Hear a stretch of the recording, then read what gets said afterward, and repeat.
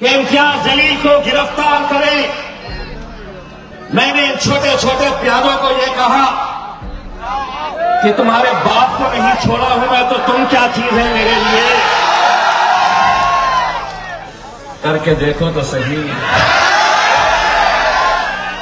किसने रोका है। चलो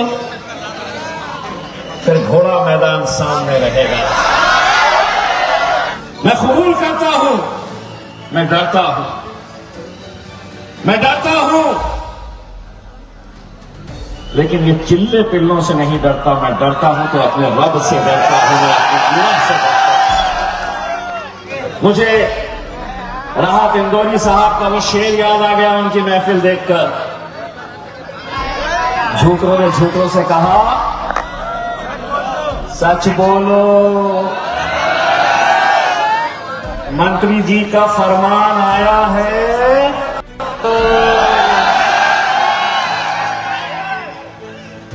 फिर उसके बाद अदालत में मेरे खिलाफ केस दर्ज किया गया।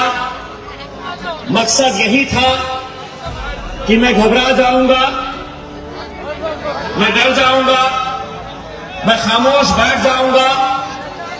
लेकिन केस होने के बाद, चाहे वो पुलिस स्टेशन में हुआ हो या अदालत के अंदर, मैं एक बार इस कारंजा की सरजमीन से हुकूमत महाराष्ट्र और औरंगाबाद की पुलिस और वो तमाम दलालों को एक पैगाम देना चाहता हूं।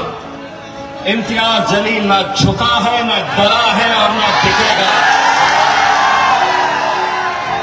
तुम जितनी ताकत लगा सकते हैं लगा लो। छोटे छोटे प्यादों को मेरे पीछे छोड़ दिए। छोटे छोटे प्यादे सड़क के ऊपर निकल आए और ये मांग कर रहे हैं हुकूमत से कि इम्तियाज जलील को अरेस्ट करो। करके देखो तो सही, किसने रोका है। चलो फिर घोड़ा मैदान सामने रहेगा। कल आपने देखा होगा मेरे शहर के अंदर एक मोर्चा, बड़ा मोर्चा निकाला गया जिस मंत्री के खिलाफ इम्तियाज जलील ने पुख्ता सबूत दिए हैं उसकी बेईमानी के, वो मुद्दे को भटकाने के लिए इन दलों को पैसा दिया गया। मांग की गई कि इम्तियाज जलील को गिरफ्तार करें। मैंने इन छोटे छोटे प्यादों को यह कहा कि तुम्हारे बाप को नहीं छोड़ा हूं मैं, तो तुम क्या चीज है मेरे लिए। मामूली बात नहीं है। आज के इस दौर में जहां पर हुकूमतें कैसा काम कर रही है, उनके खिलाफ कोई कुछ बोला कि पुलिस का सहारा लेकर अंदर कर दिया जा रहा है, लेकिन उसके बावजूद भी मैं डट कर खड़ा हूं। जो लोग स्टेज के ऊपर आए कल ऐसे ऐसे भाषण दे रहे थे, मैं बोला बेटा जबान का मुकाबला मजलिस के लोगों के साथ नहीं कर सकते हैं तुम। बैरिस्टर असदुद्दीन अवैसी ने इस मुल्क के अंदर गूंगे, मुक्के और बहरों को भी बोलना सिखाया है। ऐसी ऐसी बातें, ऐसा ऐसा झूठ चला रहे थे मेरे खिलाफ। मुझे राहत इंदौरी साहब का वो शेर याद आ गया उनकी महफिल देखकर। झूठों ने झूठों से कहा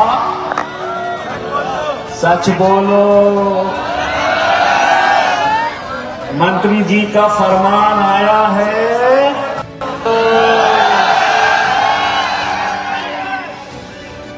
इम्तियाज जलील, मीडिया वाले है क्या? मीडिया वाला आके बोला तुम्हारा बैनर लगाया वहां पे, इम्तियाज जलील गुटखे का कारोबार करता है।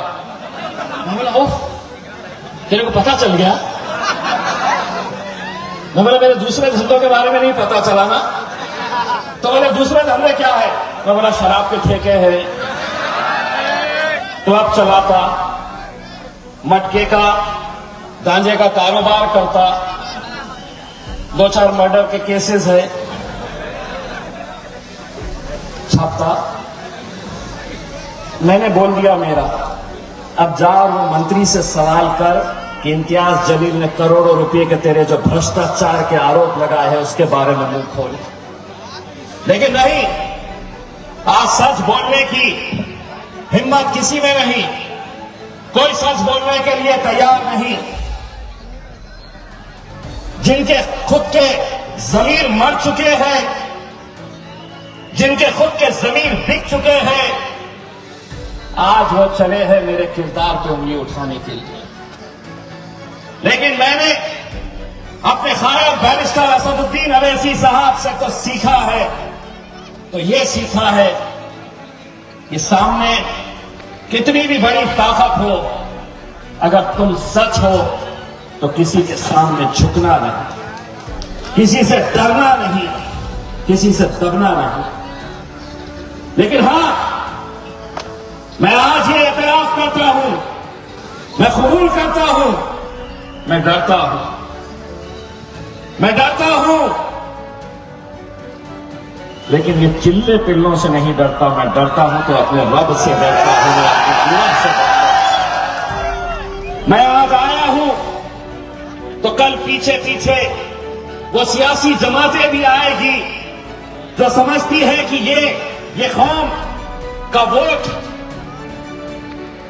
हमारा है, इनके ऊपर हमारा अधिकार है। लेकिन जब वक्त आता है इस कौम के ऊपर तो कोई तुम्हारा नहीं है, कोई तुम्हारे लिए आवाज उठाने के लिए तैयार नहीं है। आएंगे तुम्हारे बीच वही कांग्रेसी, वही राष्ट्रवादी के लोग। भाजपा और शिवसेना तो हमसे कोई लेना देना नहीं। लेकिन अगर कोई आकर तुमसे ये कहे कि मजलिस और इत्तेहादुल मुस्लिमीन एक फिरका परस्त जमात है, इसीलिए तुमने सेक्युलर पार्टियों का साथ देना चाहिए, तो उनको मेरी तरफ से जवाब देना कि ऐसी सेक्युलर पार्टियों को हम अपनी जूती के ऊपर रखते हैं। यही शब्द का इस्तेमाल करते करते तुम्हारी क़यादत खत्म हो गई। तुम्हारा आज कोई एक मेंबर ऑफ पार्लियामेंट महाराष्ट्र से नहीं, कर्नाटक से नहीं, गुजरात से नहीं, मध्य प्रदेश से नहीं, राजस्थान से नहीं। तो हमें शर्म नहीं आती है कि क्या वजह है कि हमारी क़यादत को इस तरह से खत्म कर दिया गया।